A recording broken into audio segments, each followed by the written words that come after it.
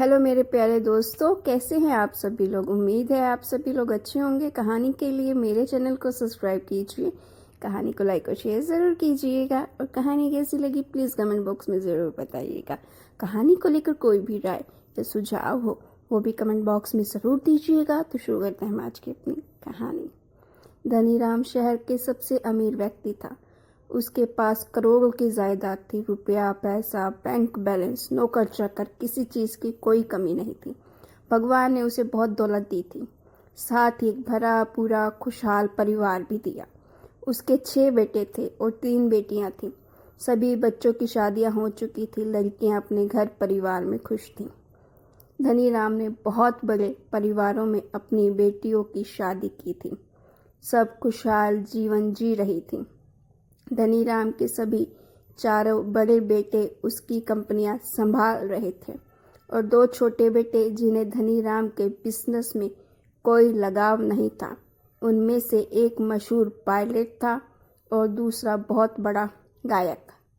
धनीराम ने कभी अपने बेटों को कुछ अलग करने से रोका नहीं था।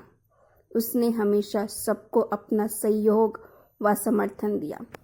अब धनीराम की उम्र हो चली थी। उसने वकील को बुलाकर अपनी सभी कंपनियों का बंटवारा कर दिया। अपने 6 बेटों और बेटियों को बराबर हिस्सेदारी दे दी।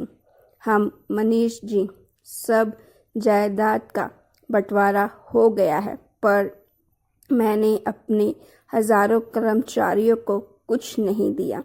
उन्होंने इतने सालों तक पीढ़ी दर पीढ़ी हमारे परिवार के लिए इतना बड़ा एम्पायर खड़ा करने में हमारी मदद की है। मेरा फ़र्ज़ है कि मैं उन्हें भी कुछ दूं, तभी तो सही बंटवारा हो पाएगा। धनीराम ने अपने वकील से कहा, धनीराम जी, आपके हज़ारों कर्मचारी हैं, सबको दिवाली और नए साल पर बोनस तो मिलता ही है, यह क्या कम है। एडवोकेट मनीष बोला। अच्छा, एक काम कीजिए, मेरी सभी फैक्ट्री और फार्म हाउस के कर्मचारियों को रविवार को हमारे पनवेल वाले फार्म हाउस पर एक पार्टी का न्योता दीजिए।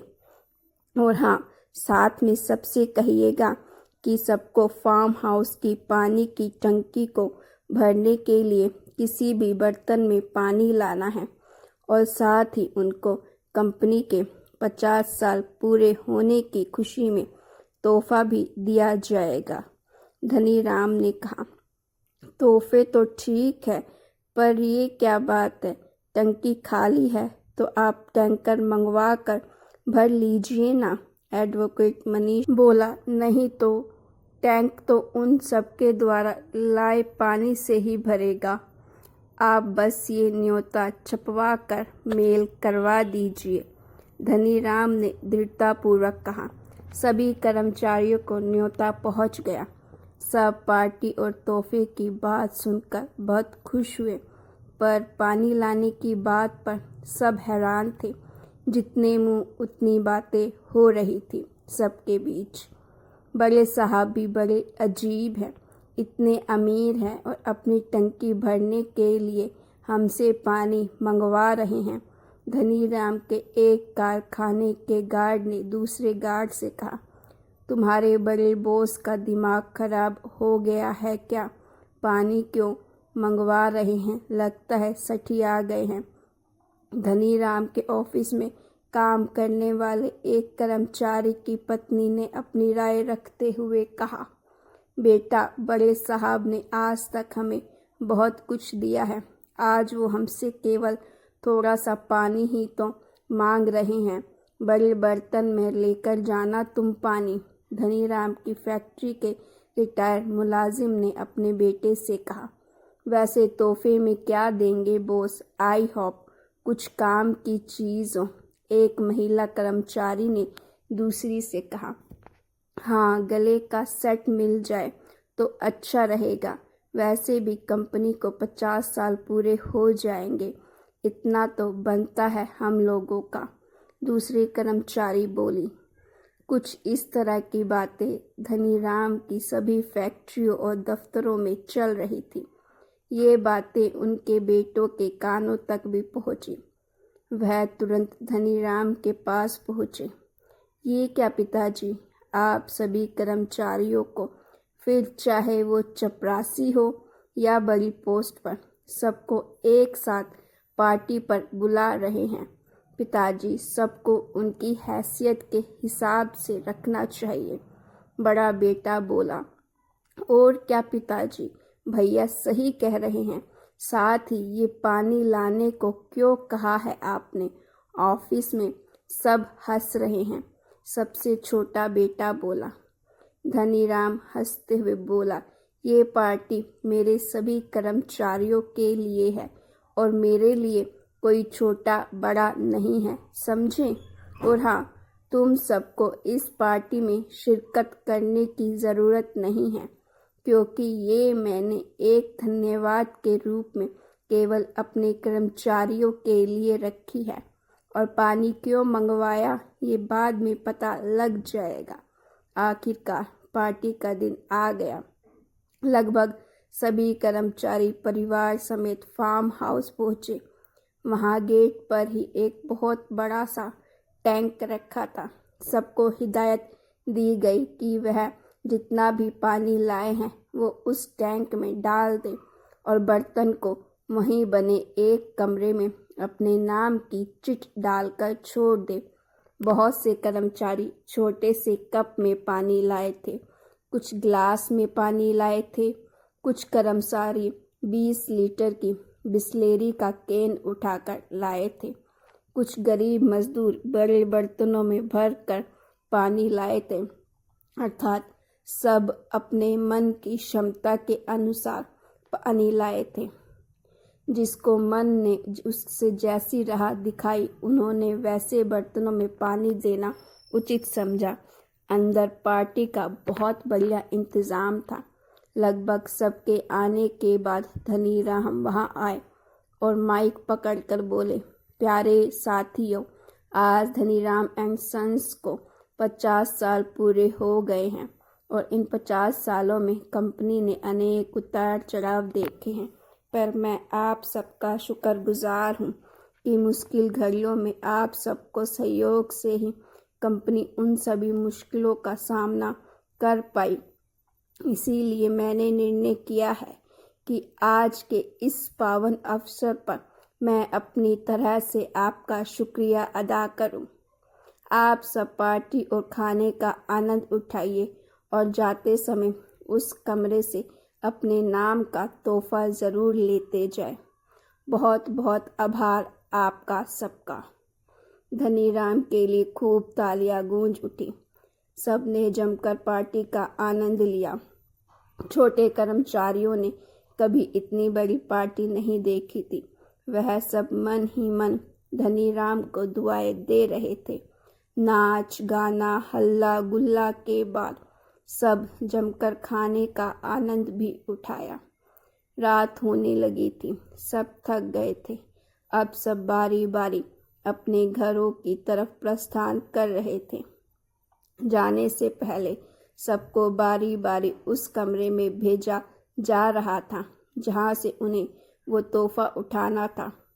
सब देखकर हैरान थे कि इनके द्वारा लाए गए बर्तनों को खूबसूरत पेपर से सजा रखा है। उसमें कुछ भरा हुआ था जो उन्हें दिख नहीं रहा था। जो कर्मचारी तोहफे दे रहे थे वो यही कह रहे थे कि सबसे कि इस तोहफे को घर जाकर खोलें। कुछ लोग आपस में बातें करने लगे। हमें तो लगा कि कुछ बढ़िया तोहफे होंगे, पर ये तो हमारे ही बर्तन हमें वापस कर रहे हैं। ये क्या बात हुई भला? सब चुपचाप अपना लाया बर्तन उठाकर चल पड़े, पर सबके बर्तनों में कुछ तो सामान भरा था। ये तय था जब सब घर पहुँचे तो सबने उत्सुकतावश जल्दी से अपने बर्तनों से मखमली चमकदार कपड़ा उतारा और अंदर देखा। कुछ कर्मचारी तो देखते ही बेहोश हो गए और कुछ खुशी से उछल पड़े। सबके लाए बर्तनों में धनीराम ने जेवरात और पैसे भर कर दिए थे। दरअसल धनीराम ने अपने परिवार से छिपाकर बहुत सा धन एकत्रित किया था, जो उसने बाहर के किसी देश के बैंक के लॉकर में रखा था। अपने बच्चों में अपनी जायदाद का बंटवारा करने के बाद उसे एहसास हुआ कि आज वो यदि सफलता की ऊंचाइयों को छू पाया है तो वो केवल अपने कर्मचारियों की मेहनत की वजह से। इसीलिए जायदाद का सही और असल बंटवारा तभी होगा जब उसमें से कर्मचारी भी उनका हिस्सा मिलेगा। पर ये काम वो अपने बच्चों से बचाकर करना चाहता था, क्योंकि यदि उन्हें उसकी इस संपत्ति के बारे में पता चलता तो वे उसे ऐसा कभी नहीं करने देते। इसीलिए इस बारे में केवल एडवोकेट मनीष और कुछ भरोसेमंद लोगों को ही पता था। सच में धनीराम जी, बंटवारा हो तो ऐसा हो, एडवोकेट मनीष बोला। अब मैं सुकून से रिटायर होकर तीर्थधाम को जा सकता हूँ, धनीराम बोले। एक बात मन में खटक रही है धनीराम जी, आपने कर्मचारियों में दौलत का बंटवारा तो किया, पर सबको बराबर नहीं मिला। जिसका बर्तन छोटा था उसे कम मिला और जिसका बर्तन बड़ा था उसे ज़्यादा मिला। क्या ये न्याय है? एडवोकेट मनीष ने पूछा। मनीष जी, यही उत्तम न्याय है। देखिए, यदि मैं सबको अपने आप से बराबर बराबर बांटता तो बड़े पदों पर आसीन कर्मचारी कहते कि छोटे पद वालों को उनके जितना क्यों मिला। शायद ये बात कहीं न कहीं झगड़े का विषय बन जाता, धनीराम बोले। झगड़ा तो अब भी हो सकता है, अभी भी तो किसी को ज़्यादा और किसी को कम मिला है, एडवोकेट मनीष ने आशंका जताई। धनीराम ने हंसते हुए उत्तर दिया, अब झगड़ा नहीं हो सकता, क्योंकि अब जिसे जो मिला, जितना मिला, ये उस व्यक्ति की किस्मत और उसकी सोच का फल था। जिसको कंपनी से और मुझसे जितना लगाव था, वो उस हिसाब से मेरे लिए पानी लाया।